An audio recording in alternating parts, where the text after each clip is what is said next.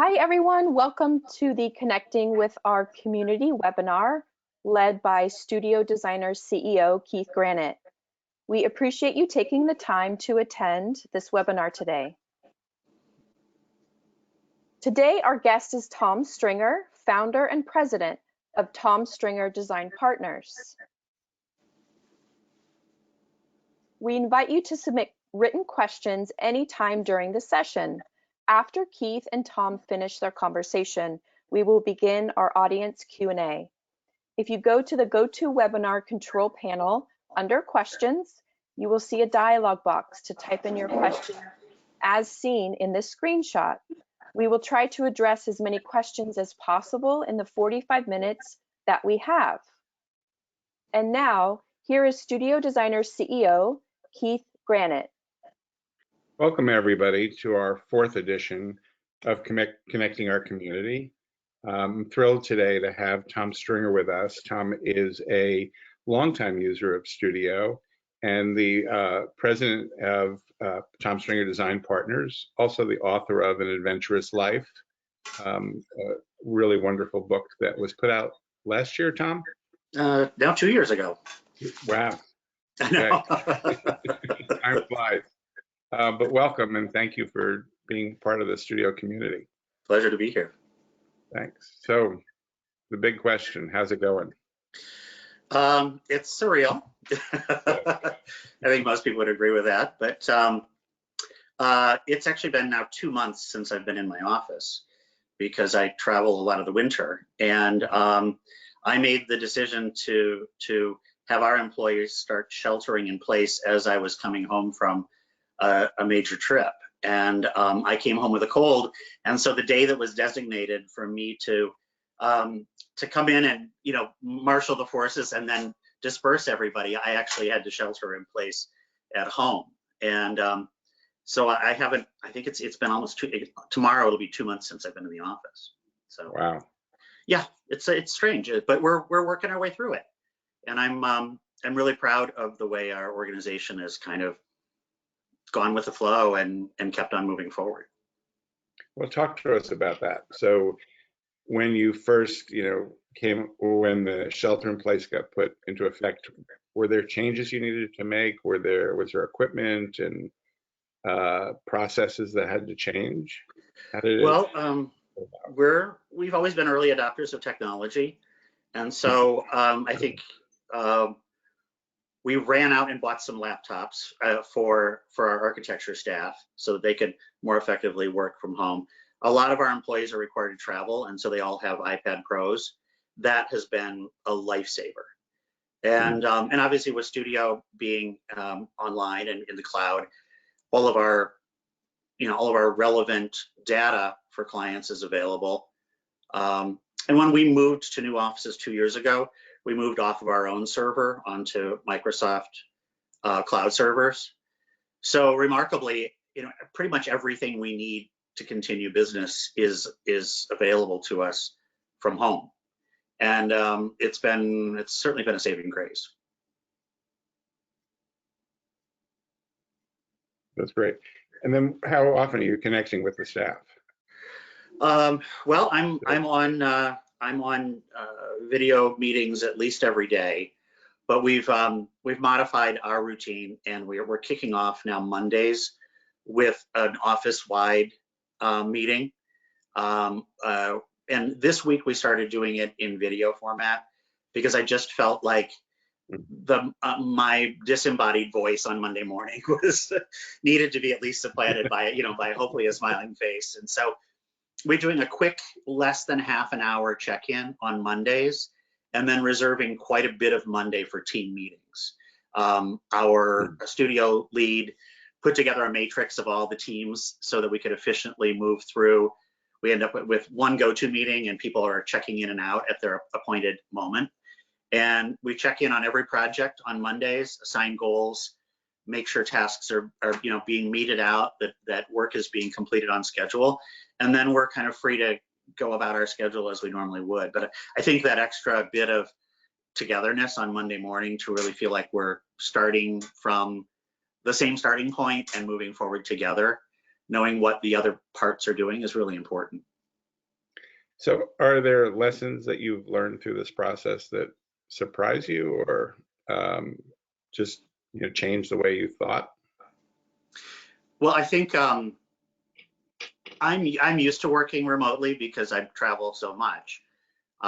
What surprised me is how quickly I think our staff is adopting to it, and how I don't feel like we're falling behind on our work, and we have a good amount of work to do. So it's important that we stay productive. I think the surprise that comes out of it is actually a pleasant one, at how well prepared we were as an organization for something like this, and completely unwittingly. This is not something anybody prepares for, but it does make me feel good about my people and about the technologies we've adopted.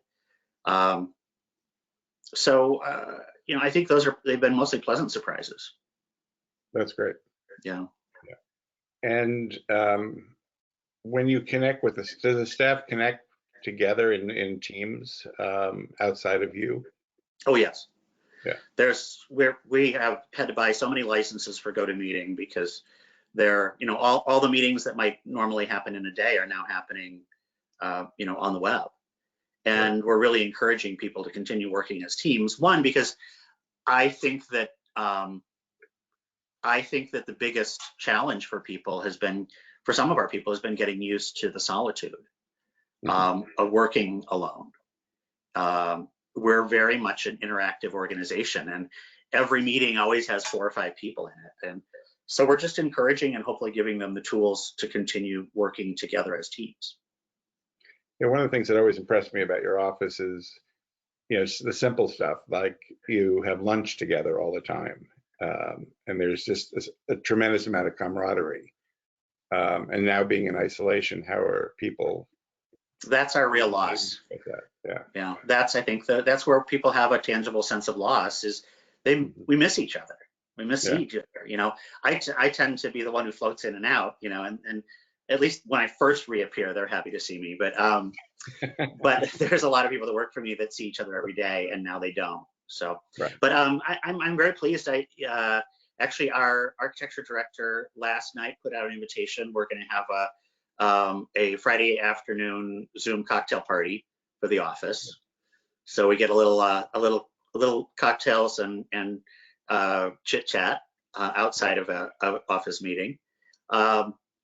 And I guess that tells me something, right? That at least I have an organization where people want to get together. For sure. But also that somebody else initiated something that you didn't have to do. That's awesome. No, that's really, to me, that is heartening. Right. Yeah. So just for our audience sake, can you tell people the size of the firm?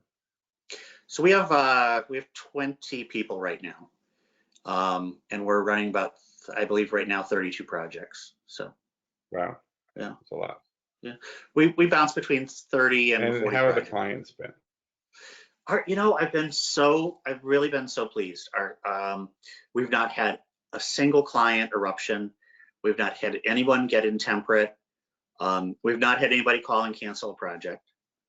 So I'm thrilled with that. I think it seems like everybody understands we're all in this boat together. And, what we've seen is clients being more attentive to their projects because they have less to do. And now, in that sense, it's a little bit more stressful because I think they may want to be involved more than they would have otherwise. We're helping them pass some time, but we're busy. We're happy for that.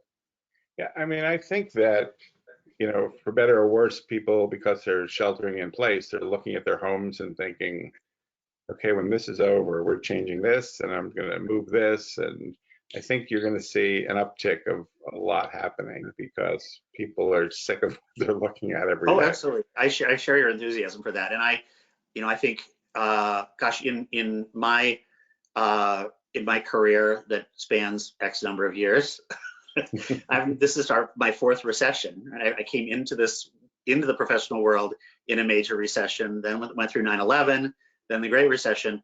But I liken this more to 9/11 in that everything really went to hell for a short period of time, but because of an external factor. Right. And we're not looking at a banking system that's melted down or credit dissolving and things like that. And after 9/11, clients came back with a vengeance because they'd been put on pause by the outside world. And I agree with you. Everybody's been staring at their sofa and their ratty throw pillows. And I think they're going to come back to this saying, like, help, change it up. So I'm sure. I mean, you know, I don't know if you know this, but Studio just put out a competition for designing your own Zoom background. yes. So we're really excited to see what our users come up with. It caused some stress for me figuring out my background for this morning. Did it? Yeah. I tried moving to the library, but it seemed too cluttered. The books seemed too cluttered. So this is my standby. I'm at my desk. So there's no fakery here. Perfect. So the question is, by the end of this, will that wall change a different color? I can't look at that anymore. We shall see. We shall see. I have been starting to think about taking all the accessories in my house and piling them into one room and then re-accessorizing everything just for change. That's for me, the weirdest part about this is I don't think in 25 years I have spent a month at home. And so that's my adjustment. And at first, because I've pretty much been gone since the end of December on a variety of voyages, I have been very happy to nest. And I haven't left my house now since last Monday. It's been more than a week, and I'm pretty comfortable in that. But I also have experience doing voyages on yachts where you are on a boat for days at a time without sight of land, and you develop a rhythm and a routine. And we've been consciously doing that here at the house. I know you gave me some pushback last week. I think we were talking, and I mentioned that we're now showering and dressing for dinner every day and trying a new recipe every day. You said your husband would probably shoot you if you tried to get him to do that. But it's interesting because you did share that you've been on these long voyages and in, you know, isolation, and so to speak, with close friends and your husband. But are there any tips to that you know you've learned through the years? That, like, how do you manage, you know, being in a space for an extended period of time with the same people? I really think the secret is routines and order. And so we are getting up, and you know, we're still getting up at 5:30, 6 o'clock every morning, working out as best we can in a home gym, and getting, you know, getting somewhat dressed and going to work, and having lunch together and picking out recipes and then cooking dinner together. And we've been concentrating on not cooking our standbys, but actually trying new recipes every day.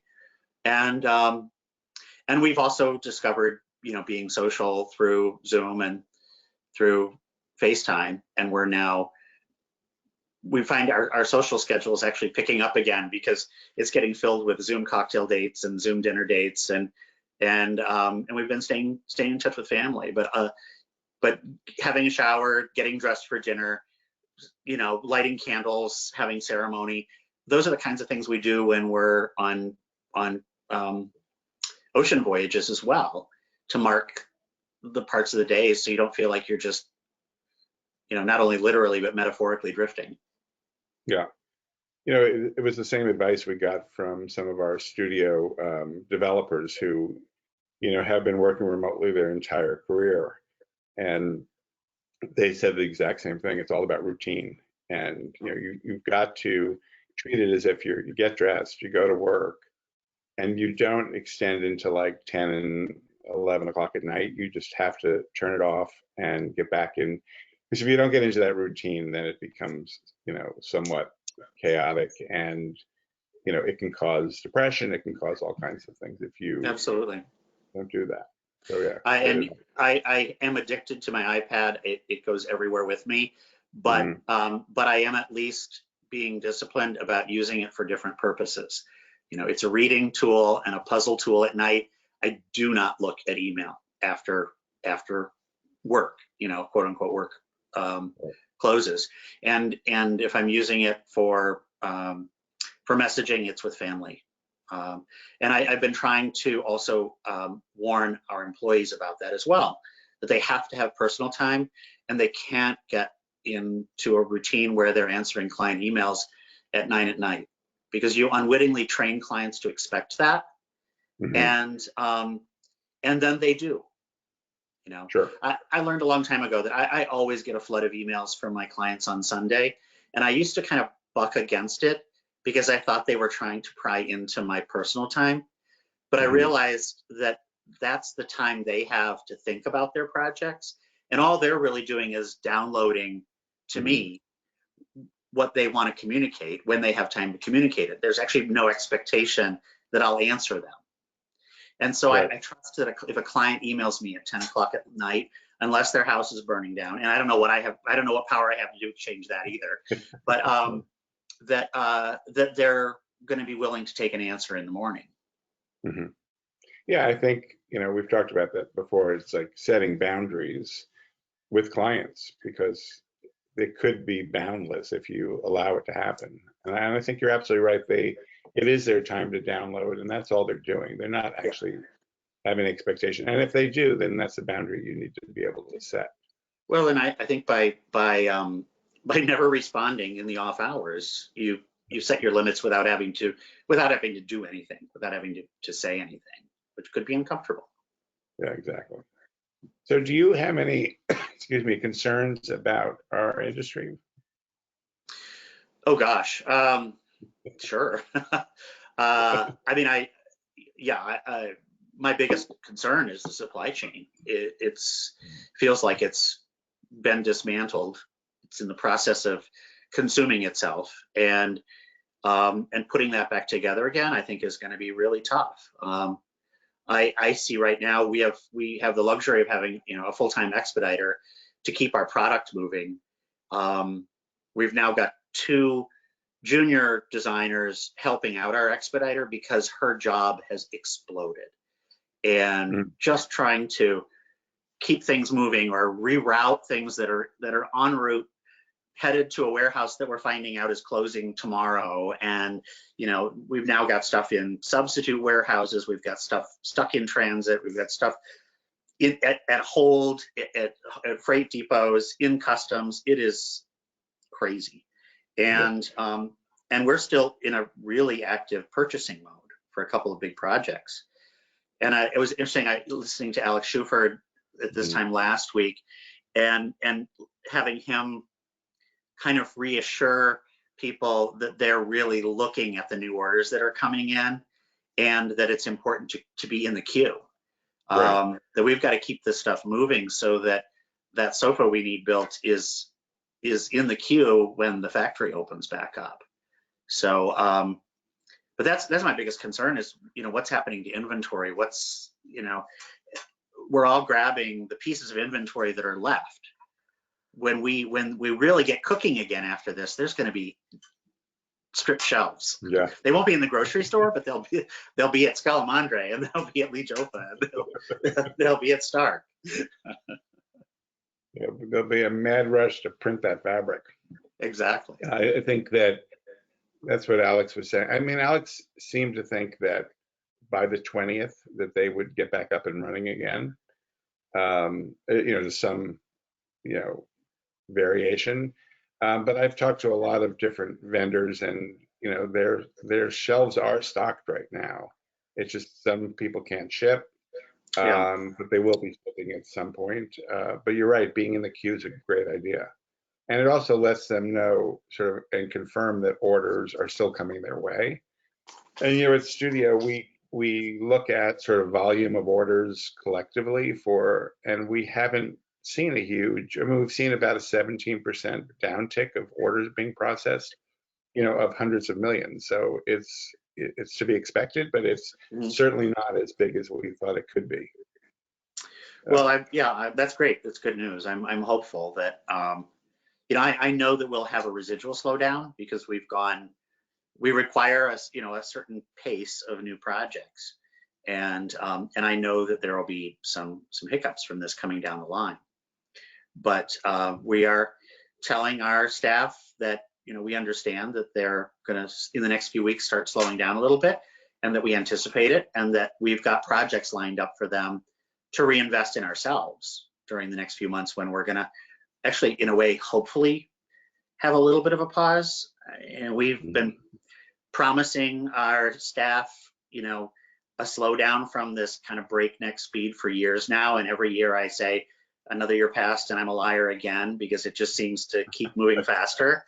But like 9/11 or like the last recession, we spent some time doing the projects inside the office that we've been meaning to do. It's like housekeeping stuff. We're moving over to a new communication system, a new task management system this month, which I think is both exciting and good for us in working remotely. But it's also a time, I think, hopefully, that we'll have the time to invest in it. Right. Yeah, I think that a lot of offices are looking at what we call slack time efforts and projects, and making sure that they're getting those specification standards going that they've always talked they wanted to have, and nobody had time to do it. Right. When's the last time anybody had time to update their office manual? Right. Or wanted to, right? Right. Well, nobody wants to, but yeah, the unfortunate thing is nobody can go clean out their libraries, which is what they all want to do. That's true. That's true. Yeah, that's good. Were you on the verge of installing any projects that you had to sort of hold off on the installations? We are. We have 8 projects that are due to install between basically now and the middle of June. And that's going to be tough on us. We are, we're backing things up as need be. Clients are being very understanding, but our summer is going to be really busy because this is going to stack up on us. And on the one hand, at least we won't be simultaneously trying to, I'm assuming we won't be simultaneously trying to move into design development on new projects while we're trying to get these old projects installed and out the door. But we're going to have some challenges with our team potentially being split up into 3 different parts of the country simultaneously getting houses installed. So we've been lucky. We haven't had anybody cancel a project, but we've had 2 of our commercial projects just be put on pause in design development. Essentially, our early stages of design development are done. They're waiting for client review, and they've just said, look, until our team can be together, we're until our stay in place order is lifted, they're gonna pause. But we've been reassured that it's just while there's a shelter in place order. So. Yeah, what I've been hearing from a lot of architects is that clients are suspending projects not because they don't want to move forward, but they think they're going to get better pricing from contractors because they'll be more desperate, sort of what happened in 2008. And, part of me was, a little upset by that attitude, but then, it's sort of been a gravy train for the construction industry and the cost of construction. So the ability for some correction to happen there is probably not such a bad thing. We'll see. I don't know. I think, really good tradespeople are always in demand. And well, that's true. That if you're working with the best, they consistently have demand that outstrips their supply. And I think to look for meaningful discounts, I really wonder about that. So. Yeah, we'll see. It's so hard to put a pause on a project that's getting ready for construction. We've had that happen because of external factors just a few times in the last 10 years. And getting the team back together and getting it collectively reinserted in your brain after a project has gone on hold is so difficult for an organization.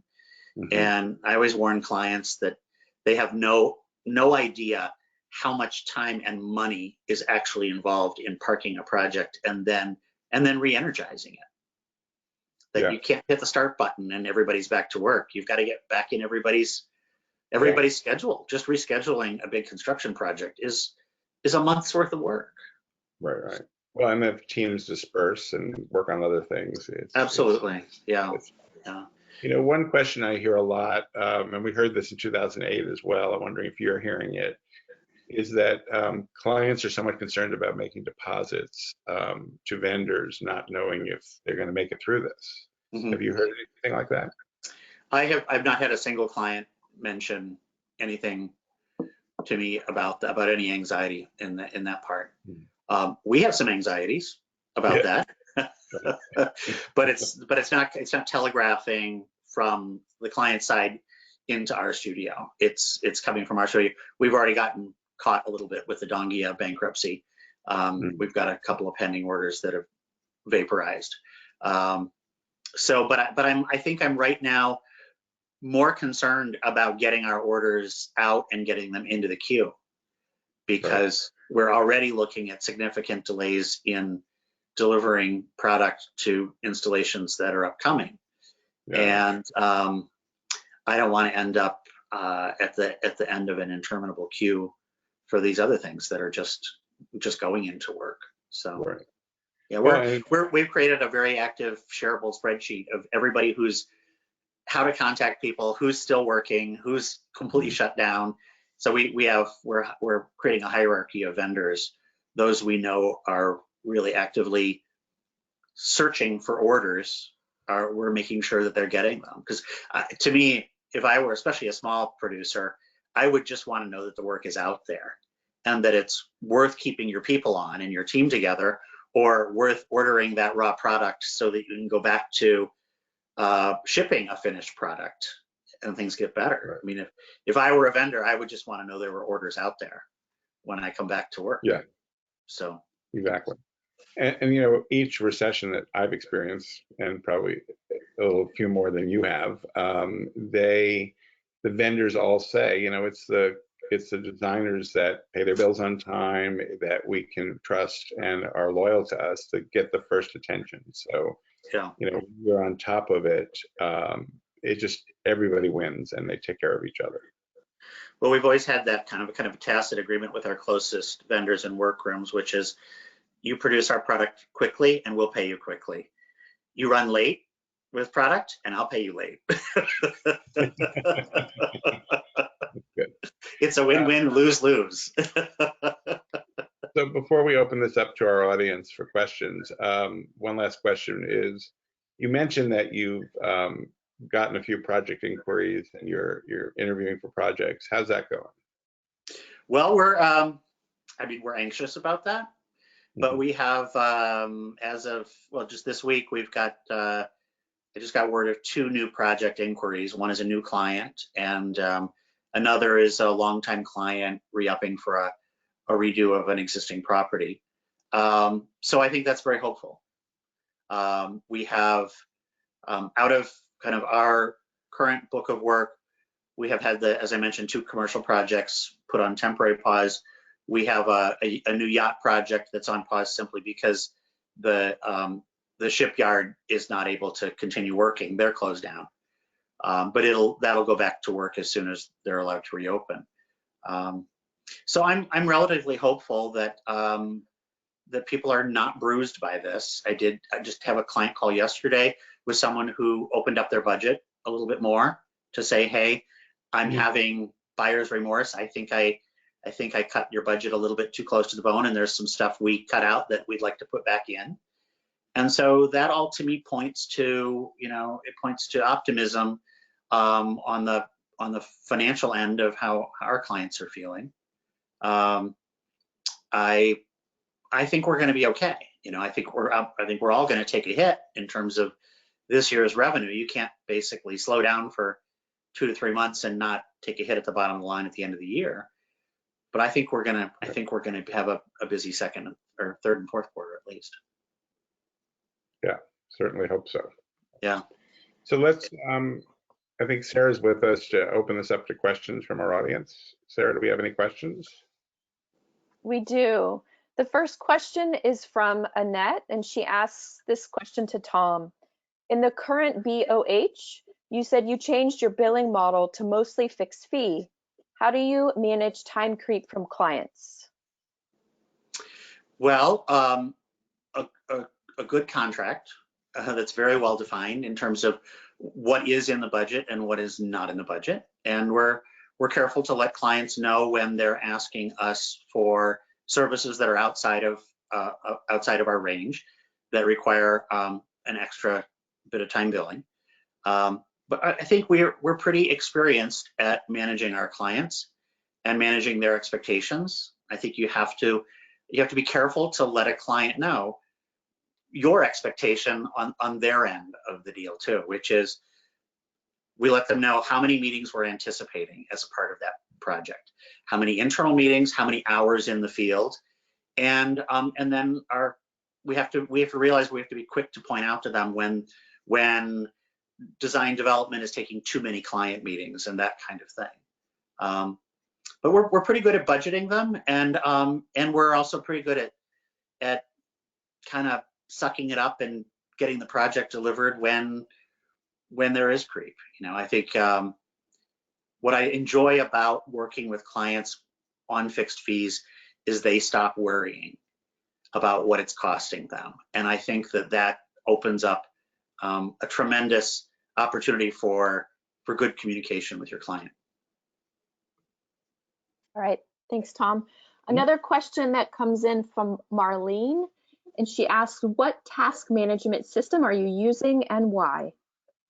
So we have been using, we haven't had a task management system. We moved to Slack as a communication system for all internal project conversations about 3 years ago, maybe 4 years ago now. But we're moving into Asana now. And Asana will replace our use of Slack. So we'll use Asana both for task management and our internal communication. It's an incredibly powerful tool, but it's going to have a learning curve for our organization. It's a lot to take on, but I am always impressed at the willingness of our staff to adopt to new technologies and to take on projects like this. So I have absolutely no doubt we'll slay it. So Tom, just to be clear, Asana really is it's a communication tool and a task management. What you mean by task management is basically assigning tasks, but not necessarily replacing Studio for time billing or any of that. No, it's really task management and communication. So our primary tools have been email for the external world, Slack for the internal world, and Studio Designer. And now the opportunity in this is to end up with two tools, really, you know, stay with two tools. We'll always have email for the outside world. But Slack will be replaced by Asana. And Asana's, especially for working remotely, it's a fantastic tool for assigning tasks. And we've already developed a task template for a typical project, so that can be imported into every new project. Every existing project now is getting it as well. And so we take all the typical tasks through design development, through specifications phase, lay them out in a basic architecture, and then you can click on and off those tools or those tasks as are needed by a specific project. So the full range of our services is included in a basic task model, a template, and then we can click them on and off depending upon what a client project really needs. And we'll see how it goes, but I think it's a powerful tool. I've been using it for another company that I'm a partner in, a development company, and our staff for that really loves it as a tool. And so this is also for me an opportunity to align both of my businesses in the same communication and task management model. Great. Right. Another question comes in from a San Francisco designer. How are you sourcing textiles with your office library and showrooms unavailable? I'm in San Francisco and I know the showrooms will shop for textiles, but any pointers on sourcing while at home? Well, I think we're doing the same thing. All of our showroom reps are offering to deliver samples to designers' houses. I've heard of some designers shipping samples directly from the vendors to their clients, which to me sounds like an absolute nightmare. But we are lucky not to be in a really heavy phase of presentations with clients right now. So, but we're shipping samples to our designers and curating them that way. We are still offering our office to our staff if they feel like they need it as a tool, but we're asking people to book ahead of time so that they know that they're going to be there in seclusion when they're using the library. And that's working out pretty well. You know, if you can give somebody the ability to go spend a half day in the library and work out a project, but do it in isolation, great. It's also a chance for them to get out of the house, which is not a bad thing. Yeah, I've heard that from other designers as well, is that their people are coming into the office one by one and getting the things they need, and they feel very comfortable with that. Yeah, as long as they feel comfortable with it, I'm fine with it. We're not allowing clients into the office, and we're, you know, our part-time staff is being essentially paid to stay at home.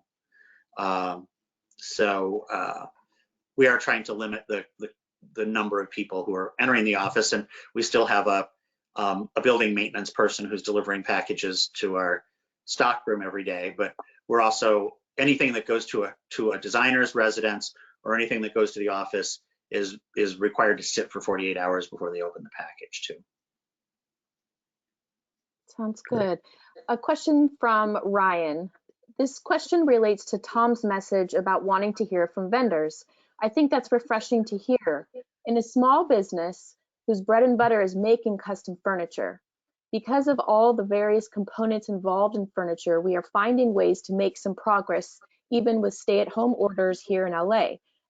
As an example, we have a few carpenters making chair frames in their home garage. We are also getting inserts made from our suppliers for sofa orders. Do you have any suggestions on how to message our clients to still submit orders that doesn't sound tacky or desperate? Gosh, we're getting messaged a lot from vendors, so I think the bigger challenge is not getting lost in the cacophony right now. I think a personality forward message from the firm principal makes all the difference in the world. And I don't think you have to I don't think you have to worry too much about coming off as desperate, as much as coming off as being earnest and wanting to keep the supply chain going. I think we're all getting comfortable with a new way of relating to each other. I was saying earlier today that I think I'm a little bit kind of charmed by the imperfections that we're all starting to become comfortable with in video communication. You know, kids running in and out of the picture, dogs barking, television talk shows being produced from people's living rooms. In a way, we're focusing less on the quality of the message than the intent of the message these days, and I think that's probably a nice thing. Back to the question, a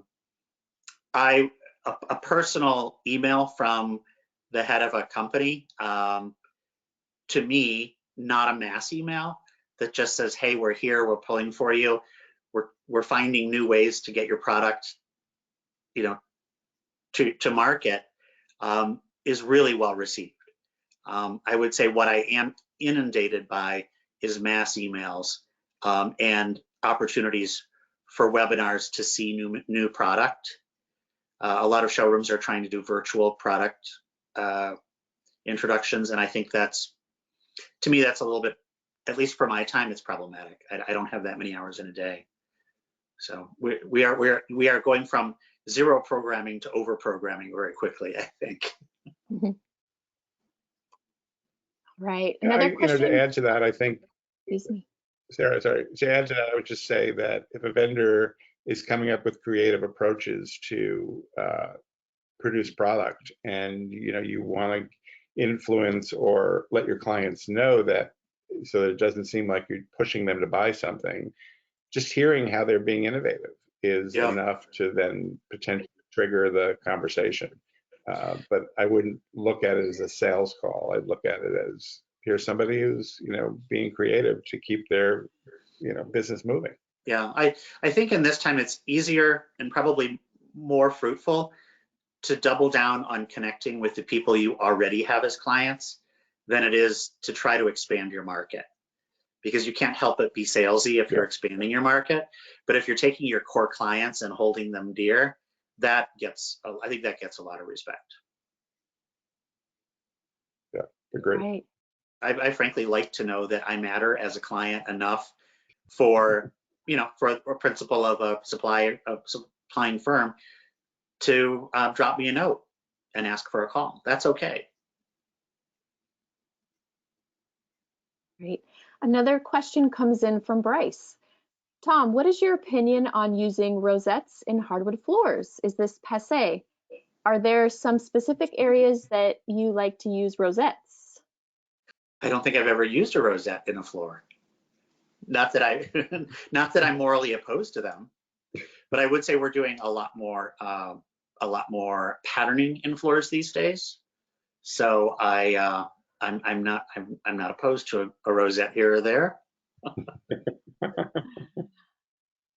We're doing a lot of like chevron patterns and using more parquet and things like that right now. So I would imagine that there's an opportunity for us to keep moving along with other inlays. Another question comes in from Kruti. I hope I'm pronouncing that correctly. For Tom, has there been a new work process created due to the lockdown that you see as a useful tool to keep in place, even after regular working system restarts? Well, I think I'm hoping to find out that these kind of weekly, very short team meetings are working out in helping people understand what everyone else is up to. I like the idea that the left hand knows what the right hand is doing, and that we also understand more clearly, as long as people are willing to volunteer the information, who's too busy, who's not busy enough, who can take on more work, who needs help. I like the connectivity of that, and I think sometimes in a highly interactive office setting, we tend to take that for granted. And I like the idea of this kind of discipline of this Monday morning check-in. I just feel like it's literally like everybody lined up at a starting gate, and I don't mind that as a metaphor because we're all trying to slay it anyways. So. Sounds good. Another question from Rick. Thinking ahead, given the federal government's push to reopen the country, have you been able to give any thought on what that means in terms of physical office space and employees? Thoughts on desks, masks, social distancing, etc.? We're just starting to wrap our heads around that. We've successfully, we think, navigated the PPP program. Our application has been for funding has been accepted, and we're actually hoping to see cash from that today or tomorrow, which goes a long way to reducing anxiety about covering staffing for the next couple of months. Now I do think we all have to turn to what next, and I do think for us that's going to mean reconfiguring our office space to make sure we've all got enough space around us. We've always had the luxury of a pretty good amount of space, but heck, we're designers. I think we can figure that part out. But we're going to have to see how this goes. I really feel like we have a lack of guidance from that perspective, and we're going to have to navigate this on our own as business owners. So I could certainly see us coming back slowly and drifting the people who we feel and mutually agree are the most need the office setting the most, letting them come back first, and maybe it's kind of maybe we drift into a half-time, part-time model where people are working, half-time in the office and half-time at home. I've yet to really start to plan that. we've just gotten comfortable with working away. Now we have to get comfortable with yet another modus, and it's going to be an interesting challenge. But I think for creative people, we can figure that out. Absolutely. We have one more question, and this question comes from Shannon. How do you keep your team meetings on Mondays quick, and what do you go over in these meetings? It is something we have long struggled with. I think every office struggles with keeping meetings brief, and but we set expectations. We allow 30 minutes max for the big office meeting, and I think we're pretty brutal about batting people down who start to drift off point into client specifics. The 30 minutes for the office meeting is really to make sure everybody's doing okay and to talk about overarching issues that are truly office-wide and affect everybody. And when we run out of those, hopefully we run out of them before 30 minutes passes, and we move on. And then we have time allowed for each client and client team. And if there's we're programming that on Friday ahead of time so that we understand what clients need a little time and what clients need a lot of time. But I think the most we've allowed a specific project is 15 minutes. And that is simply to say, here are the high points of what needs to be accomplished for that client this week. It is not about hashing out the details of a design development issue with a client. That's to be done separately with the team. But these are all hands on board kind of meetings. Like, what are the big overarching issues of the week? What are we tackling here? What do we have to have done by Friday? And what do we need to look forward to coming on? So we've been kind of brutal about saying, hey, we're a minute behind. The next team is coming online. We got to move it. And it's refreshing to be able to blast through. You know, I personally have about half the load. My business partner has about the other half the load. But we're blasting through 32 projects in less than a half a day.